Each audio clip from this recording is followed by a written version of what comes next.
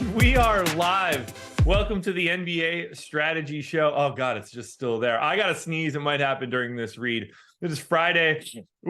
November 10th. I feel like I've got a problem doing drugs at 10 o'clock in the morning. I don't want this, man. I don't want to be sneezing during the middle of my opening read, but here we are. Well, you want to take the reins? No, I don't. Yeah, I didn't think so. I want to do my job and I want you to do yours. Absolutely. I want to do my job too. I'm really good at it, except for this particular day and this particular moment. 9-game slate coming off of a 2-gamer yesterday. We've got in-season tournament games, so that should be fun. This is the perfect slate to me. 7, 8, 9 games. This is what we're looking for. Great way to close out the work week. It looks like I got rid of that sneeze, so I'm feeling good now. I'm Josh Engleman. Follow me at Josh Engleman. That is Adam Scherer. Follow him at Ship My Money DFS. We're going to break down these 9 games. We will also be back later tonight, 5 p.m. for the NBA Deeper Dive. But for now, Adam, how did NBA go for you last night? It was fine. I pretty much broke even. Had one lineup kind of break away. Got, I think, like 38th or something. Was under the field on Jalen Smith. So, like, had fun trolling people with that. Like, I think it was a perfectly good play.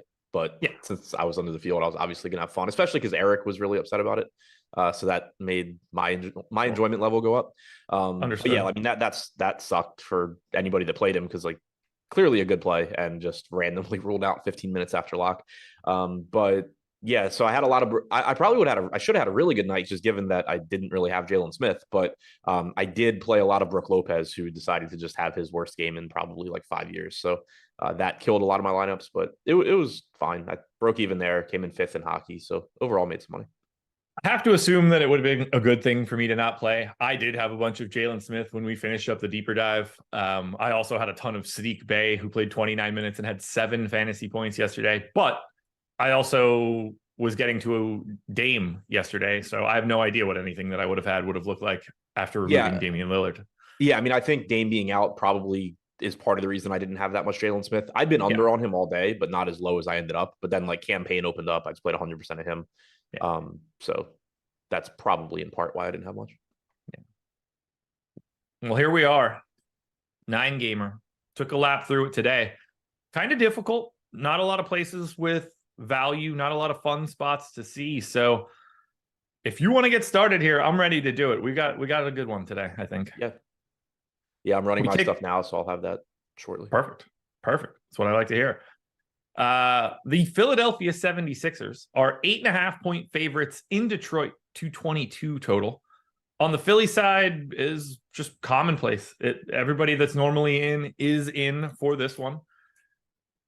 11% ownership coming into Tyrese Maxey at 8,100. 7 to Joel Embiid at 11.2. I'm going to have a pretty hard time getting to any bulk plays here from Philly, but I do agree with the ownership in that I think Tyrese Maxey is the best play from Philadelphia. Yeah, I'm with you. I think he looks good. You know, obviously he's been playing really well this year. Gives you plays a lot of minutes, gives you a high ceiling. We have him getting 11% ownership, salary at 8,100, slightly lower than we'd seen recently. So, you know, not a huge difference or anything, but, you know, makes it a little bit easier to get there. 44.5 DraftKings point projection, 16% chance of being optimal. Certainly looks good. Embiid, if you can get there, great. 11,200 at center was fine against Boston. You know, nothing special. Pretty much hit his projection, I think. We had him at like 58 DraftKings points. I think he finished right around there. But you know, we have seen the increased production from him overall this year. He's always going to be an interesting contrarian play if you can find the salary. Yeah, all I have right now in terms of shares of anybody is Maxey, a couple shares of Harris, and then 1 share of Embiid. So tough to get to the rest of this. Batum playing 26 minutes was interesting to see their last time out.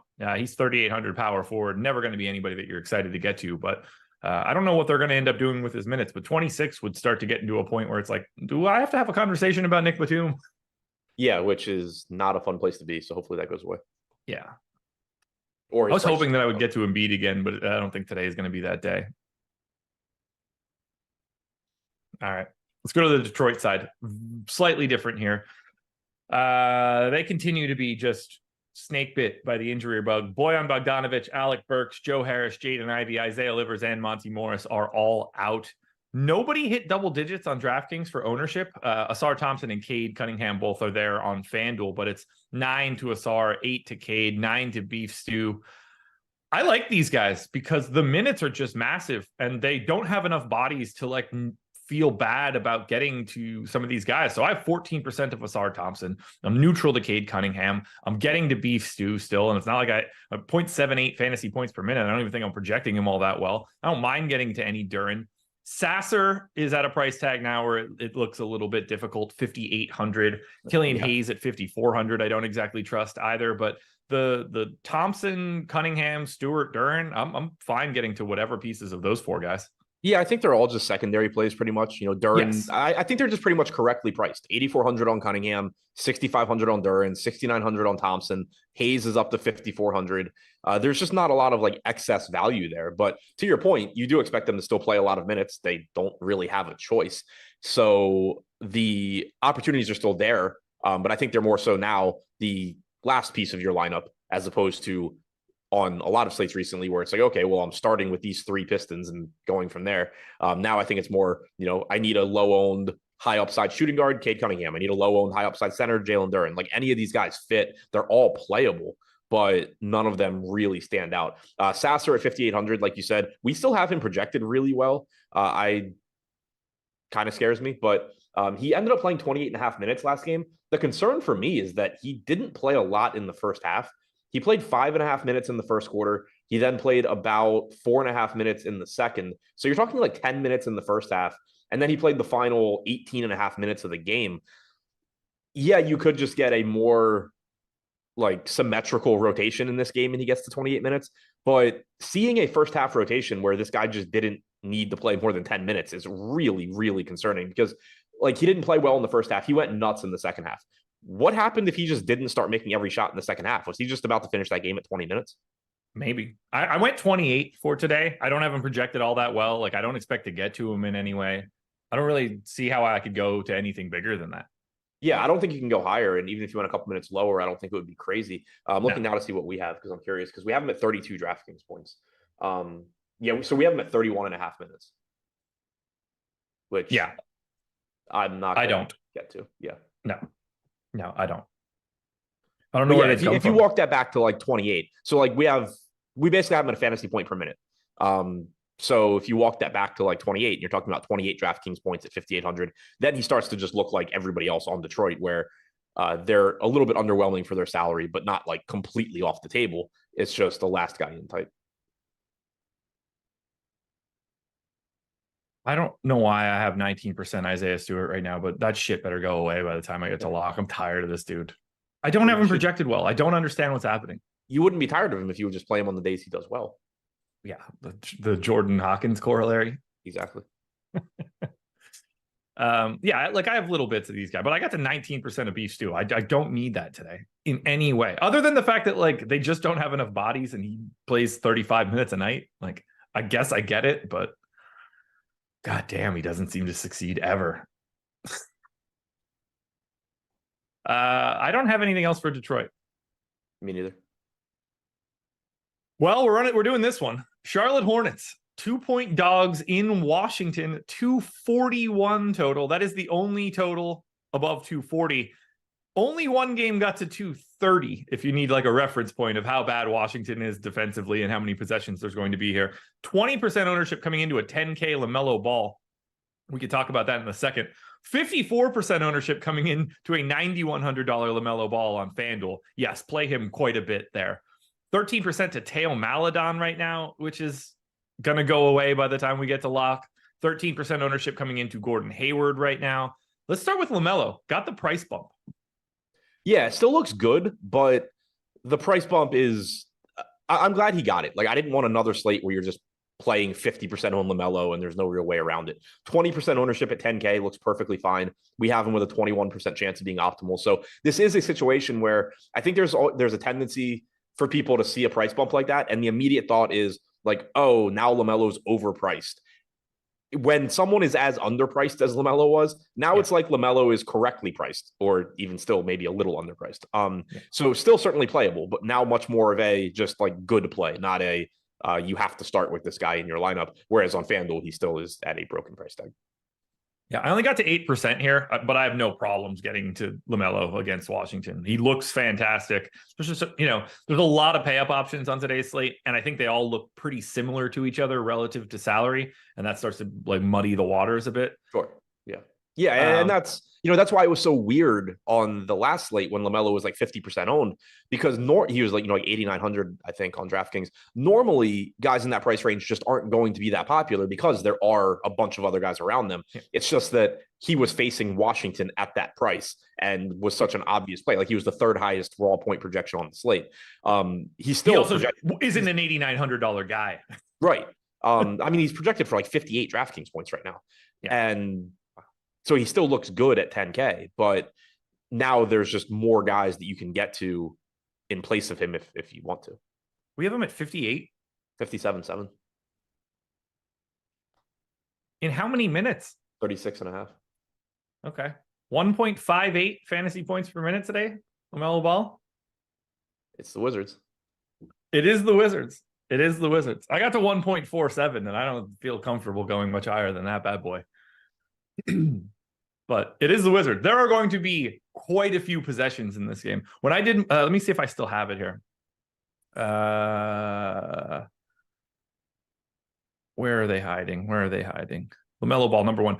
I have them gaining 5 additional possessions just by playing Washington, which is like a couple fantasy points for LaMelo Ball. Just matchup alone, not defense, just pace.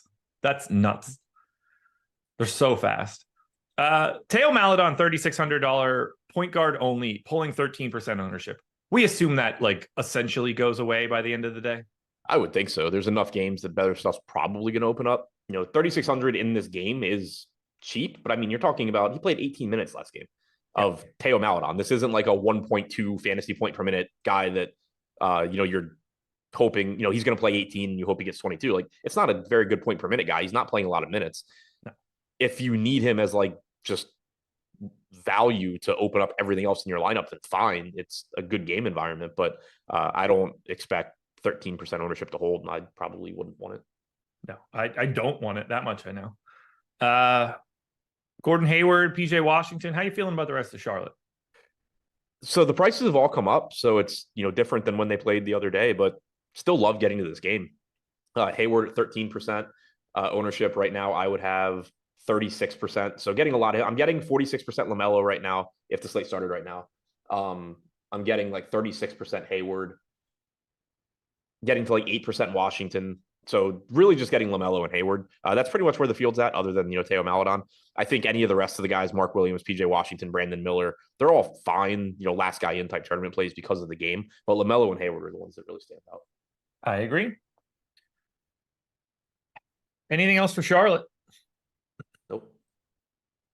To the Wizards we go. They are also at full strength. I forgot to mention Terry Rozier is still out for Charlotte. He's going to be out for a bit. Everybody that could play for the Wizards is available. 22% ownership coming into an 8K power forward only Kyle Kuzma. He's 31% owned on FanDuel. And then like 10 to 15 coming into Gafford, to Gallinari at 3,500. If you're curious, like what's happening with today's slate, that kind of thing should be pointed out right now.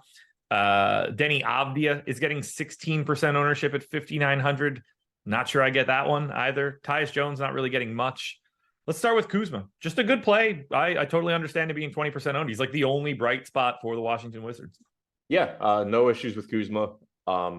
Just pretty much a good play night to night for the Wizards. I'm getting around 18% right now, which could certainly come up, but pretty much in line with the field, in line with our optimal percentage. 8K is still a reasonable price tag there going up against Charlotte. He looks like the guy you should probably get to the most. The guy I'm actually getting to the most right now is Avdia at 5,900. 15% ownership. I'm getting well north of that, but wow, it's not a price tag I love. So, wouldn't be shocked if it starts to go away. I think part of it is just correlating with getting to like LaMelo and, other sides of this game, like, getting a couple pieces from this game is pushing him up a little bit, but I'm getting like 40% Avdia right now. I would expect that to drop, and I'm actually going to rerun stuff while we're talking just to see if it does on like a second, adjusting a little bit of stuff if I can get that to drop. But, opportunities are there for him. There's not much else going on in this offense. Why is Daniel or like Gallinari is just Teo Maledon for the Wizards, right? I think so, yeah. Like was Although 12 I did get to 10% Gallo and only 2% Maledon. positions, I guess. Yeah. Like I don't. Is this slate going to be that kind of slate that like we're looking at these dudes? Because I don't want my eyes on Gallo in any way today. Yeah, I mean, I assume that other stuff opens up just because there are enough games. Like, The playing time last game was somewhat interesting. Like he played 20 minutes, but he played 12 and a half in the first half. He subbed in for Daniel Gafford early in the third quarter after Gafford got in more foul trouble, but then he didn't play at all in the fourth. So I don't really know what to make of his playing time, but it seems like it could be ramping up.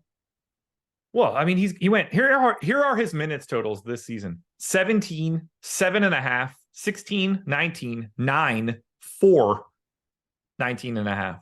I don't have no idea how much this dude's playing today. Agreed. And he's not exactly the guy they're like, man, we really need to get a deeper look at Danilo Gallinari for the rest of this season. Yeah, 100%. So I hate it. I hate it so much.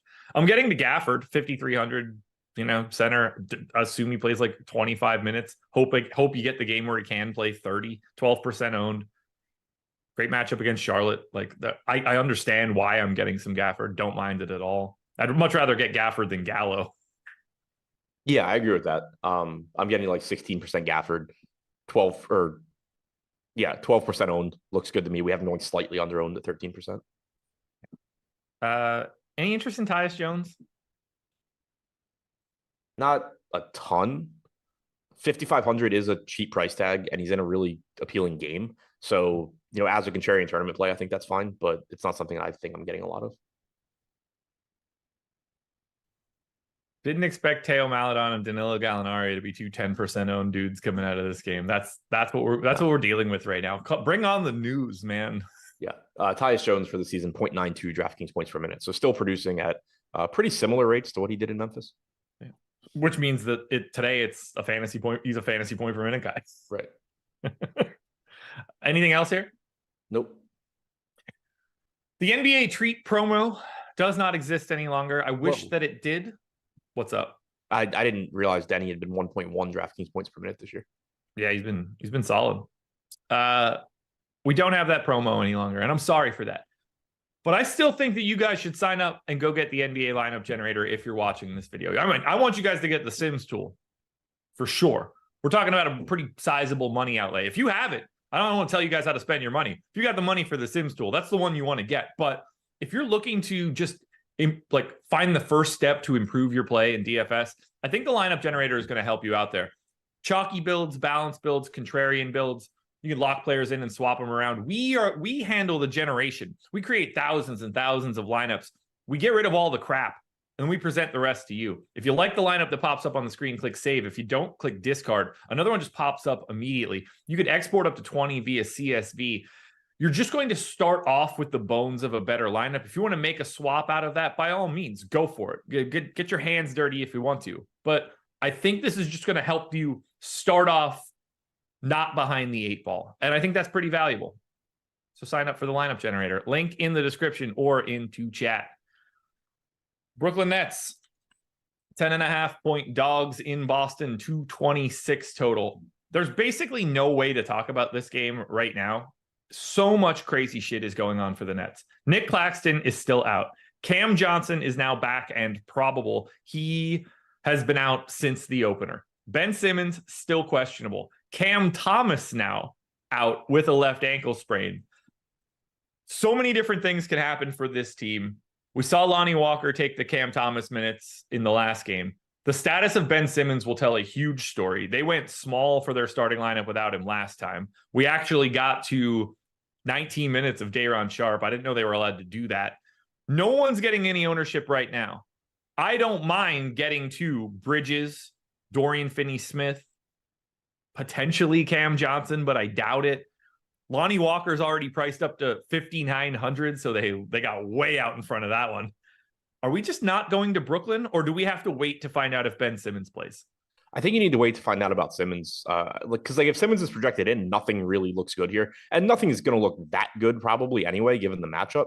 But Obviously, things are going to open up if Simmons is out, knowing that Thomas is also out. But with him projected in, we have a 7% chance of Simmons being optimal on DraftKings, 4.5 for Day'Ron Sharpe, 2 for Mikal Bridges. Like, those are the highest guys on the team. So if Simmons ends up playing, I don't really think there's anything. If he's out, then yeah, it starts to open up some other stuff potentially, but I still don't really even know where you would go with confidence. Watford's 3,600 power forward eligible, but you have Cam Johnson back. So I don't know how much that ends up mattering.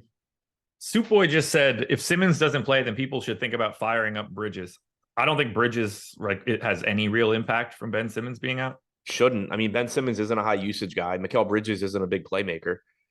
They kind of just do different things, and Mikal Bridges is going to get his shots even when Simmons is there. He's not playing more because of that. What'd you say? He's not going to play more. No, he's not playing more because of Simmons being out. Maybe he gets an extra assist opportunity or two just because there are no real playmakers on this team, but that's not his skill set either. No, it's Dorian Finney-Smith. Just like minutes don't go away at that point. Royce O'Neal certainly gets a bump if Ben Simmons is out. Sure. That's when you can get to a $4,300 Day'Ron Sharpe if you need to. Ben Simmons ruled out right now. Oh, perfect timing. Dinwiddie looks marginally better because he is the really only playmaker on this team. But is he going to play 35 minutes today? Do we have to project him differently now? Dinwiddie? Yeah. He played 26 last game. I know. He barely played the fourth quarter. I know.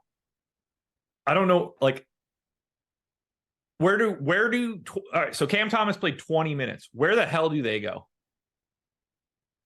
It's got to be Dinwiddie, right? They don't have other. Dinwiddie has to pick up some minutes, but you have Dennis Smith Jr., you have Lonnie Walker. Yeah. Lonnie Walker already got 28. I don't think he's going too far. DSJ Agreed. Got 24 and a half. I don't know that there's that much that we could add. We could take those 20 and add them anywhere. That second half rotation for Lonnie Walker, he basically just played almost the entire game after Cam Thomas got hurt. Yeah. So which obviously is not we're not expecting him to do that again. Right. But you're probably getting substantial minutes from Lonnie Walker. Dennis Smith Jr. probably playing mid-20s. I would assume Dinwiddie's playing north of 30. But the problem here is he's 7,100. We're not even talking about 6K Dinwiddie anymore. Yeah, I got him in. I went 30 minutes to start with Simmons in, and he looks like shit. So I don't think it even matters. Also, terrible game against Boston. And for what it's worth, no reason to mention my exposures going forward because I'm having a Marcus Sasser problem. Okay.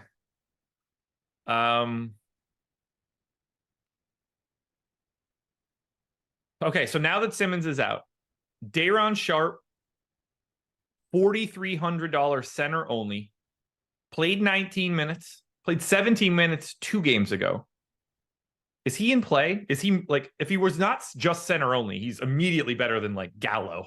Yeah, if you play him at power forward, that'd be great. It's still just really tough to get to play 18, 19 minutes of a $4,300 center only guy. He's a good point per minute guy, but it's not like those minutes are truly guaranteed either. They could play smaller lineups. They could give Watford some of those minutes. You could get just more minutes of that starting group.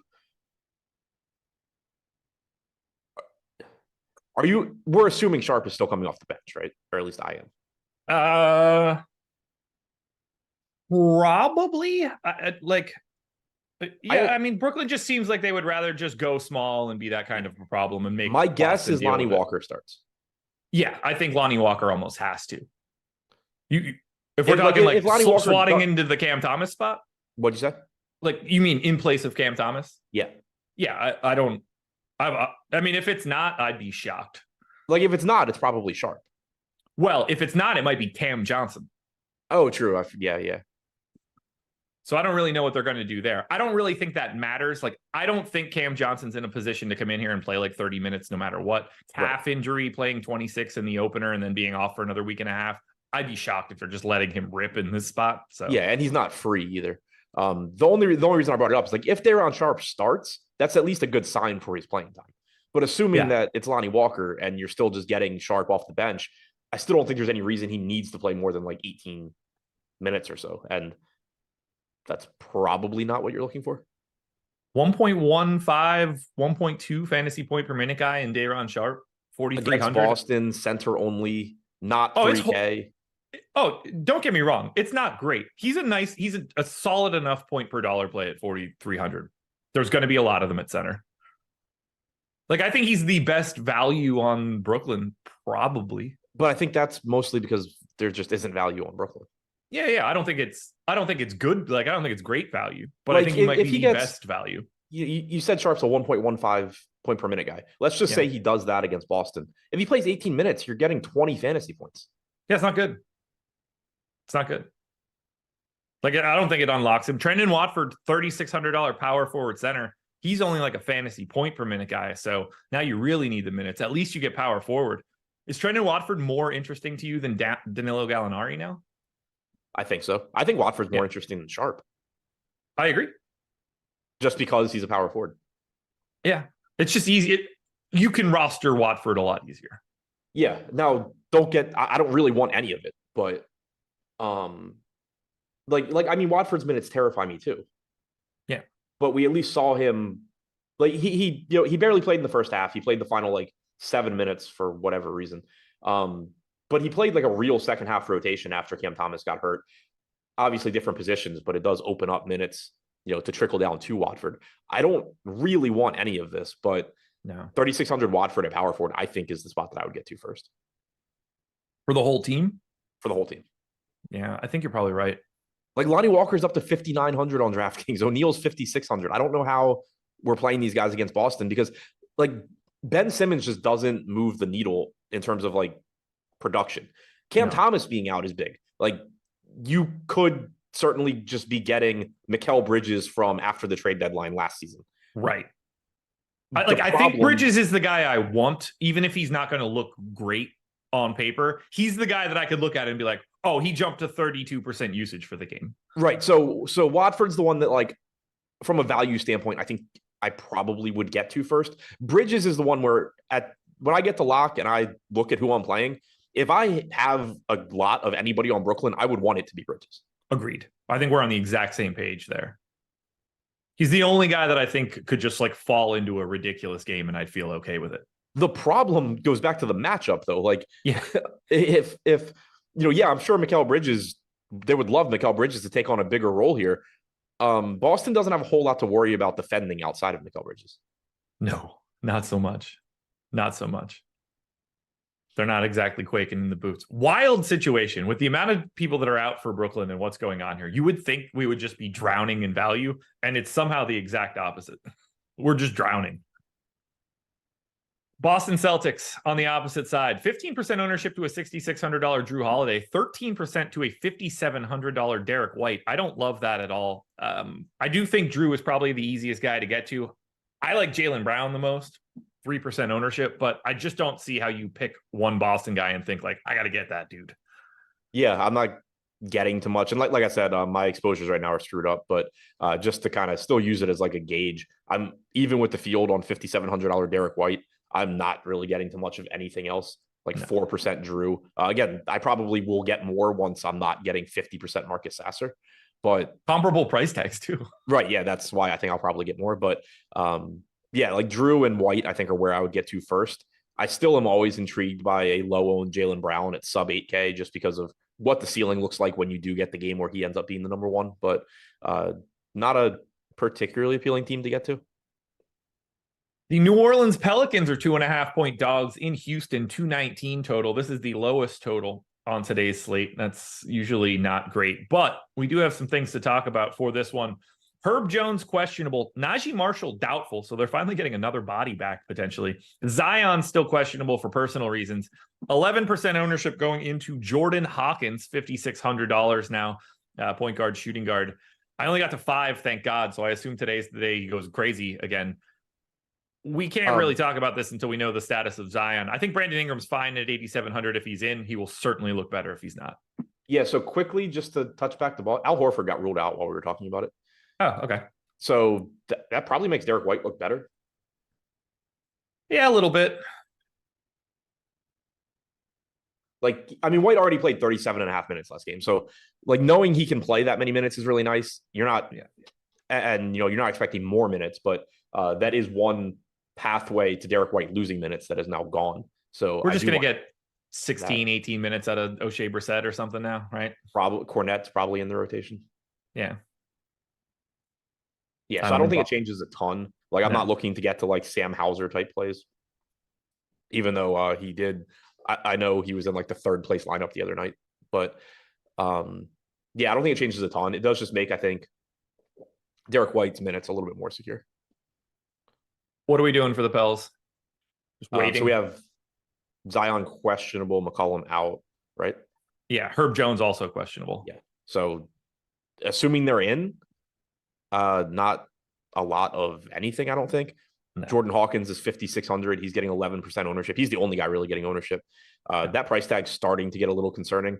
His performance also is obviously concerning at times.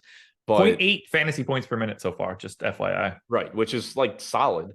Yeah. Still played 30 minutes last game. Probably would have played more, except that game got out of hand. Like, the playing time was there still, which is the nice thing. If he's in the starting lineup, you're assuming he's playing 30 plus minutes. He's a 0.8 fantasy point per minute guy. He's still only 5,600. He's getting around 10, 11% ownership. That makes sense. At the very least, this price point now is somewhere where you don't need to be jamming in 60% of him. 4,700 on FanDuel looks a lot better. He's 53% owned there. I get it. 39% chance of being optimal on FanDuel. But if those guys are in, he looks like the really only piece that you would probably get to a lot. You can still clearly play Ingram at 8,700, but his rates don't look quite as good if Zion's in. Joe Vallis, what? I coughed, but I missed my mute button when I was. It's just I'm not good at this one. It's been a long week. Joe Val at 6,200. Certainly looks better if Zion's out. It's good for his playing time. It's good for his production. But with Zion in, we have him getting 3% ownership. So there's not much that stands out here if Zion and Jones are in. Yeah. Houston stands out quite a bit to me. I love this team today. We do have a Q tag on Alper and Şengün, which can really unlock value, because if Şengün is out, fire up all the Jock Landale $3,400 center that you can get. That one's going to feel pretty good. 17% ownership coming into Şengün right now. 7 to Brooks, 15 to Van Vliet, 5 to Jabari, 17 to a $3,600 Jayshawn Tate. Yeah, that's happening. And 13 to Jalen Green. The guy I have the most is Şengün at 35. I also have 31% of Jalen Green, who's a fantasy point per minute guy. I think he looks fantastic. I got 21 of Van Vliet. I got 14 of Tate, 10 of Smith, 16 of Dylan Brooks. Give me all of the Houston Rockets. I'm in for this one. Yeah, Rockets look pretty good. I'm not getting to him as aggressively as you right now, but that doesn't really mean anything. Şengün at 7,700, if he's in, is going to look really good. And like you said, if he's out, Landale is going to look fantastic at 3,400. Van Vliet, good price tag at 7,500. Jalen Green, slow start to the season, but still certainly a capable scorer. He's only 6,300. Jayshawn Tate at 3,600 looks good. Shooting guard, small forward. He's where I'm getting the most right now. He's getting about 17% ownership. He played 27 minutes last game. Very nice to see that, especially with Tari Eason back too. So it's not like Eason, took his minutes or anything. That looks like we've talked about, like, obviously we're kind of starving for value right now, and that's reflected by the field playing Danilo Gallinari and whoever else, Teo Maledon. Jayshawn Tate, I can actually say I like Jayshawn Tate here at $3,600. Same. I only gave him 20 minutes. Like, if he can fall into 27, even better. Like, I gave him the pessimistic version of this. But yeah, I think Jalen Green is the guy I actually want the most here. $6,300 shooting guard, fantasy point per minute. Love the spot against the Pels. Could look even better, as the day goes on. And we have Tate at 22 minutes right now, and that still got me to 25%. Yeah, I got 14 at 20 minutes, so it doesn't take much. And then I like Şengün if he's playing at 7,700. By all means, give me the 1.3 fantasy point per minute guy we've been getting so far. But if he ends up out, Jock Landale is, at this moment, he would be the highest owned guy on the slate. Yeah, completely. Assuming that they don't go the Boban route, but yeah. Right. Which they wouldn't. No. I mean, there's a better, I assume they just go Lando. Yeah, look. They're a real team now with a real coach. Like, they're good. They tried to get Jock Landale. I think they got bagged for a second round pick for getting Jock Landale, and then kicked him out of the rotation already. Yeah. Wait, what? I said, and then kicked him out of the rotation already. Did they? Yeah. Last game with Eason back. Did he play garbage time? Yeah, he played the whole fourth quarter. No shit. Jeff Green was ahead of him. Tari Eason was ahead of him. Aaron Holiday was ahead of him. Didn't see that. Huh. Yeah, that's why I was kind of like trying to think of what they could do alternate, like as an alternate. Like, yeah, that's real now. I mean, could they start Jeff Green? Could they start? I don't think they would start Tari Eason because of the minutes. But like, could they start Jayshawn Tate and move Jabari Smith to the 5? I don't know. I don't think they would in this matchup though. No. Holy shit. Yeah, like I just looked at the minutes. It was 19, 12, 16, 12. I was like, okay, Landale's the backup center. Like I wouldn't dig into that rotation on a glance. Son of a bitch. Okay. Anything else for Houston? No. All right.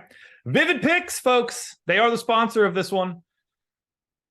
I'm just going to tell you about what the deal is and why you should take it. If you are into the pick'em sites, Prize Picks, Underdog, wherever you want to do your pick'em, Vivid is here, and you should take advantage of this offer because you can get up to a $300 deposit match bonus on your first deposit. Put in 100, get 100. Put in 200, get 200. Put in 300, get 300. There is no easier way to double your money anywhere in this industry than by taking advantage of deals that look like this. So just do it. Get yourself the extra money while you can. Don't leave it on the table. You also get a $25 secure play on your first play, which means if your first entry loses, you get it refunded back up to $25 in Vivid site credit. So you don't even have to worry about that piece. So all you're doing is going over or under projected stats like every other pick'em site. But for this one, you can start off by doubling your money up to $300. Link in chat or the description. Sign up at Vivid Picks. Get yourself some free loot. Oh boy, we're going to have to pick up the pace. Utah Jazz, 4-point dogs in Memphis, 230 total. We did not get Kelly Olynyk starting in this last one. We got John Collins moved to the 5. Still no Walker Kessler. Everything else looks like it's going to be the same. I'm going to treat this like the same rotation that we got before with Collins running that back out there at the 5. They went to Markkanen as the backup 5 for a chunk of this game, which was very interesting to see. Playing with the second unit, Lauri Markkanen as the center for multiple minutes in this game. Interesting stuff. 18% ownership coming into Jordan Clarkson seems fine. If you want to know why this slate is really dumb right now in the morning, 11% ownership coming into Colin Sexton. I'm not even confident they like him. Keontae George getting a little bit of love. Markkanen getting a little bit of love. Utah looks okay. Yeah, they look fine. Clarkson's the guy I'd be getting to the most right now at 6,400. He's just playing big minutes. He's Jordan Clarkson. He's going to score. Played 34 minutes last game. Price tag just isn't really moving that quickly. So 6,400 still looks pretty good. He's just the case of somebody where, DraftKings pricing has been pretty tight overall this year, but they started out really low on Clarkson. And so they've given him an aggressive bump, but that aggressive bump just went from like way underpriced to just about where he should be. So still pretty solid play at 6,400. Markkanen getting 6%, like you said, looks perfectly fine.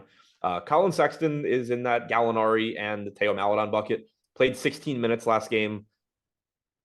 I don't know why you would play him much at all. No. Obviously, we don't have a lot of value right now, so I am getting like 8%, but same. It's something that just probably isn't going to be needed by lock. Yeah, you're not kidding. Yeah, I couldn't believe they went to a rotation of Dunn, Fontecchio, Sexton, THT, Lauri Markkanen for a chunk of time at the beginning of the second quarter. And it did not lose. Which is shocking. Neutral. Yeah. Well, it was Nembhard, Jalen Smith, Neesmith, Buddy Hield, Mathurin. It's not like a very different team on the opposite side. But yeah, I didn't expect them to go to Markkanen at the 5 in those situations. Yeah. Yeah, and they Collins was in foul trouble in the first half. They went Olynyk there, but yeah. Let's go to Memphis. This is a team. Did we talk about Collins? I still think he looks pretty solid at 6,500. 4% owned. Like, I wouldn't mind having him, but like, he's just a guy. Yeah, I guess I meant more as just like the last guy in type, but he does get additional value playing center.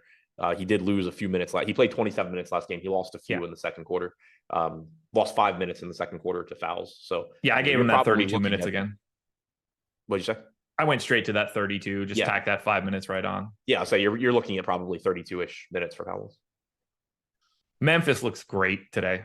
They're still missing a million of their dudes, obviously, but 26% ownership coming into Bismack Biyombo, 24 to Bane, 26 to Triple J, 10 to Kennard, 14 to Marcus Smart. I'm actually getting a little bit of Santi Aldama, who saw his minutes go up a little bit in this last little bit of Aldama. Yeah. I have 51% Triple J right now, 8,300 power forward center. He might be my favorite play on the day, but I like a lot of Memphis. This is a great spot. Yeah, they look really good. The prices are reasonable. Jackson at 8,300, Bane at 8,500. Both guys getting plenty of ownership. The only thing working against them is there are always a lot of good plays in that range that you can get to at lower ownership. So we do have them going a bit over-owned, but they both look great as long as you're contrarian elsewhere in your lineups. I'm getting a lot of Aldama right now at 4,800. That probably goes away. I don't love the price point. I do like the lack of ownership. Played 26 minutes last game. I don't think you necessarily expect 26 again, but somewhere in the low 20s makes sense. So I don't like the price point, but I do think that he has a path to being a solid contrarian play. I do expect my exposure to him to come down as the day goes on, though. Biyombo at 4,900 is a reasonable value. 30 minutes last game. He's the starting center and he's playing those minutes. They closed with Aldama over him, but that still got him to 30 minutes. He looks fine at 4,900. Yeah, I'm cool with it. Like, I have a bunch of him. I don't want it, but they don't have enough options otherwise. Right. It's hard for them to not play him, 20 something minutes if they can. They're just out of, when you don't have Clark and you don't have Adams and you don't have Tillman, there's a reason they just signed Bismack Biyombo. They're out of bodies that look like his size. Agreed. Do you have any interest in Kennard? Of course. I've got 13% right now, $4,300 shooting guard. I feel a lot better about Kennard than some of these other value idiots that are popping up in lineups. Yeah, I was surprised. I'm not really getting the Kennard right now, and I am getting a lot of Aldama. I would rather play Kennard. Yeah.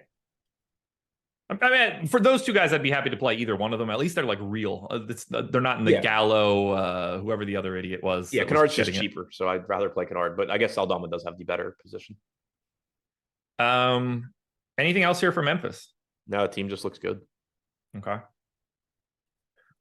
We'll keep this bad boy moving. Minnesota Timberwolves, 6.5 point favorites in San Antonio, 226 total. Tons of ownership coming in here as well. 25 to Slow-Mo, 35 to Mike Conley. By the way, go look up Mike Conley's usage rate this season. 22 to Naz Reid, 27 to Rudy Gobert, 5 to Edwards, McDaniels, Karl Anthony Towns. It's a great matchup against San Antonio. Pace up spot. I think we're loading up on the Wolves. Yeah, a really good spot to get to against San Antonio. Wolves look good. Gobert still coming in at 6,800, just a really cheap price tag for him, getting 27% ownership. Conley is free at 4,800. 0.86 DraftKings points per minute this season for Conley, 12% usage rate, like you said, or like you alluded to, but a 20% assist percentage. He's still fine from a fantasy standpoint, and he's really cheap. Reed at 5K, power forward eligible is just still a solid value, backing up Towns and backing up Gobert. So even in his normal rotation, he's playing enough minutes where he looks fine at 5K. If Gobert or Towns get in foul trouble, Reed is just going to look even better. You got 26 minutes from Jaden McDaniels last game, lost about 5 to garbage time. So like we had talked about, should settle in the low 30s on average. Certainly will have some games where he plays more. He's 4,700, not getting any ownership. So it's happening again between him and Kyle Anderson. We have 4.5% ownership coming into Jaden McDaniels right now. We have 26 coming into Kyle Anderson. That split should not be nearly that big. No, it's nuts. It's nuts. I'm getting to Slow-Mo, but I'm still obviously getting to Jaden McDaniels. Right. For the season, Slow-Mo 0.88 DraftKings points per minute. Jaden McDaniels 0.72. Anderson played 25 minutes last game. McDaniels played 26 minutes last game. On average, you're expecting would have played 30, by the way, if you take a look at the rotation. Yeah, I agree. You're expecting on average a few more minutes for McDaniels than Anderson. They are very, very similar plays, and there's no reason one of them is getting 6 times the ownership of the other. No, not at all. Not at all. Anderson's the better per minute dude, but yeah, McDaniels is probably going to play. No, he'll play a couple extra minutes. even if you want to say that like Anderson's got a lean, it's not a 26-5 lean. No. Yeah, Anderson projects better. Yeah. By like a point or point and a half. It all looks good to me. I want a bunch of Minnesota. It's just weird. Like, I'd like to get more Anthony Edwards, and it's like, oh, he might be the 7th best play on the Wolves today. Agreed. Yeah, it's been weirdly difficult to get to Edwards this year. Shooting guard, small forward, 9K, like obviously looks great. 1.3 DraftKings points per minute. The price tag is fine. The positions are great. It's just been really difficult to actually get him in lineups this year. But when I haven't been upset about it. Let's go to the San Antonio side. I don't know what these dudes are doing. 9% ownership to Charles Bassey is the leading man for the Spurs right now. He's my highest Spur right now. Same. I really don't see a path to like anybody here. We got 12 minutes out of Devin Vassell in the first half and then didn't play the second half. I don't want anything. No, it's a mess, and the prices are all pretty expensive. Zach Collins is 6,400. I think if you wanted to go there, you could. That's just like a Gobert pivot or something, but it doesn't look particularly appealing. No. Bassey at 3,100. Like, I don't want to get there. I think that goes away, but he's 3,100, and there's no value right now. This team, from a price standpoint, just looks pretty unappealing. They do indeed. They do. Trey Jones at 5,200 is kind of intriguing, but he's a guard. You probably don't really need that on this slate. Like, that price tag's just getting cheap for 24 to 26 minutes. It is. It is. Knowing that, like, especially if he plays well, he can just get more minutes. That's true. 5,200 unowned. Like, it's right. Somebody, like, I'm willing to take flyers on Spurs. Yeah, but my thinking on Trey Jones is just like, he's getting to a price point where even in his relatively limited playing time, he starts to just kind of project right around 5x at no ownership. And there's obviously volatility there in playing time and production. So yeah, sort of intriguing to me. Anything else for the Spurs? Nope. All right. Clippers and Mavs. I'm going to basically shut up for the rest of the show. I'm just going to throw this to you because we got 3 more games to go here, and we've got NFL strategy show coming up next. There is no ownership really coming into the Clippers aside from like 5% to Zubats, Harden, Leonard, little bits everywhere. Do you see anybody for the Clippers that you think you would want to prioritize? No, just getting, a little bit of like Kawhi at 8,300. The prices have started to come down a little bit. Kawhi 8,300, Harden 8,200, George 8,800. So they're starting to at least get to where, like, if you wanted to take contrarian shots at them, you can without it being like, the 40th best play. But there's still nothing that stands out. Kawhi is the one I'm getting the most at like 10%. Good price tag, small forward, power forward, Fields at 6%. Zubats is 6% owned, 9% chance of being optimal. I'm right around the field on him at 5,700. But overall, still a pretty unappealing team. But definitely, just you have to be paying attention to their salaries because they are going to incrementally drop as people just don't play them and don't play them and don't play them. And eventually you're going to start finding spots where it's like, okay, I can actually take a shot here. And, Kawhi, I think, is the first one to really get to that point at 8,300. 5.8 minutes played for Bones Highland in the last game, only at the beginning of the game, and then didn't see the floor again. Get ready to see him just park his ass shortly. Yeah, Terrence Mann back. Yep. On the Mavs side,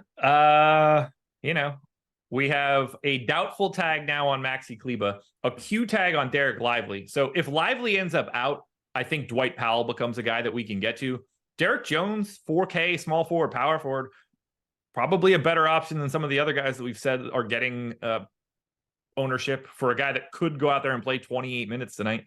I don't really want a ton of 11.7 Luka or $8,700 Kyrie, but they'd be the guys. Yeah, I mean, obviously those are the guys that I would like. As far as what I'm getting to, it's the cheaper guys. I'm like 2x the field on Derek Jones. I'm 2x the field on Grant Williams. Don't love either one, but again, we just don't really have value today, and they're not getting much ownership. The playing time's there for them. This team gets really interesting, though, if Lively is ruled out and you don't have Kleba. You got the start. So they had announced Kleba starting last game. It ended up being Dwight Powell. He played 24 minutes. Kleba played 15 off the bench. If Lively is out, there's just minutes there for Dwight Powell, who is now $4,100. So again, good job DraftKings, just jumping him from 3,100 to 4,100 after the last game. So he would look like a decent value if Lively's out, but still not something you're jamming in like he would be if he were 3,100. But also you can just get more of those smaller lineups. So it can benefit Derek Jones Jr. It can benefit Grant Williams as well if Lively is out. Rashawn Holmes got off the bench, played 7 minutes last game. I doubt that he's playing enough that we would want to be going there. Anything else for Dallas? Nope. The Lakers 4-point dogs in Phoenix, 222 total for the Lakers. Q tag on AD, Q tag on Jackson Hayes. Still no Gabe Vincent, no Jared Vanderbilt. 6% ownership to Taurean Prince is the high mark. We need the news on AD, which we probably won't have at lock. There's no ownership coming into this Lakers team. We go back to Christian Wood if Anthony Davis is out. Won't feel great now that Rui can play those minutes too. Do you like anything for the Lakers? Not with Davis projected in. Clearly getting to any amount of getting to LeBron or Davis or Russell, all that stuff's fine. Reeves is fine, but they're all just like 3 to 5% owned, 3 to 5% chances of being optimal. Just nothing that stands out. If Davis is out, then James is going to look better. Reeves and Russell will look better. You get Christian Wood probably back in the starting lineup at 5,800. He was obviously terrible last game. Only played 22 minutes. I'd still certainly be willing to play him. And then on FanDuel, you have power forward eligibility, I believe, as well, which is even better. Rui, $4,600 power forward. If Davis is out, looks good. Played 25.5 minutes last game. I don't see any reason he wouldn't play something like that again. So I think you need Davis out to start opening up some value from the Lakers. I agree. Phoenix side has Bradley Beal probable, Devin Booker out, Jordan Goodwin available. Highest owned guy for Phoenix right now, 5% to Yusuf Nurkic. I would imagine I don't really get anything here from Phoenix. Yeah, I'm not getting much. Nurk's like the only guy that I have. He's 5% owned, 6,900. He's another perfectly viable like Rudy Gobert pivot. He's getting 1/6 the ownership of Gobert, or 1/4 the ownership of Gobert, somewhere in there. Gobert looks better, but Nurkic obviously can beat him in a 1-game sample. So I think you can use him there, but really, really, really tough team to get to. Well, we can close this one out then. Final game before we do. NFL strategy show coming up next. NHL strategy show at 2 p.m. Adam and I back for the deeper dive at 5. And then we close it out with live before lock from 6 until 7 o'clock. Oklahoma City Thunder, 2.5-point dogs in Sacramento, 225 total. Highest owned guy for OKC right now is Lou Dort at 3%. Everybody that's normally available for the Thunder is. Feel free to get to Shai Gilgeous-Alexander if you can. I would love it. I don't have it. I don't have anything here. Yep, same. It's pretty much just a tournament team. Nobody is getting more than Lou Dort's 3% ownership. SGA 10-5, like by all means, play SGA. He's getting like 1/10 the ownership of LaMelo Ball. Perfectly good tournament pivot there, but LaMelo clearly is just going to be showing up in lineups ahead of SGA. Holmgren at 7,800 certainly has a ceiling, but it's a very, very, very difficult team to get to in terms of prioritization. And then we go to the Sacramento Kings, who flipped stuff around a little bit. Keon Ellis got the start in their last game. Assuming that happens again, he didn't close. Probably don't want him to close all that frequently. $3,900 point guard, though, at 1% ownership. That's going to require me to get to him quite a bit in comparison to all of the other idiots we've mentioned that are getting ownership. 15% coming into Keegan Murray, 11 to Kevin Huerter, 5 to Monk. I don't like any individual for Sacramento a lot, but I kind of like a bunch of their guys. Yeah, I also don't really love the pricing.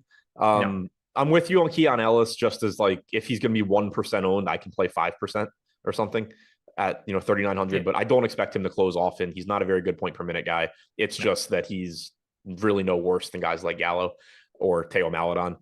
Kevin Huerter is still the most interesting guy to me. $5,400 shooting guard. He's at 0.9 DraftKings points per minute this year without the Aaron Fox on the floor. If he plays well, there's plenty of minutes available. Played 34 minutes in regulation last game, 39 overall. He's the most appealing guy to me. He's getting 11% ownership. Keegan at 6,200 is getting the most ownership at 15%. Playing time has been there for him this year, playing 30 plus a game. He's only at about 2/3 of a fantasy point per minute without the Aaron Fox on the floor, which is not great, obviously. But it is a useful position at power forward. The price tag's fine. Harrison Barnes is relatively inexpensive at 5,200. But to me, Huerter is the guy I like the most. 20% Kevin Huerter is the most exposed guy that I have on the Sacramento Kings. So looks like and it goes without saying, if you get Domantas Sabonis, fine, but there's a lot of good center plays, and he's one of them. Yep. Well, folks, that's what we've got. 9-game slate for right now. We got a lot of news that we're waiting on, a lot of ugly ass value that we are hoping will go away, but this should be a pretty fun NBA slate. So hit that like button on your way out the door if you haven't done it already. It'll help us out a ton. NFL strategy show coming up next. We'll see you guys in a little bit. Enjoy your weekend. Be safe. Talk to you later.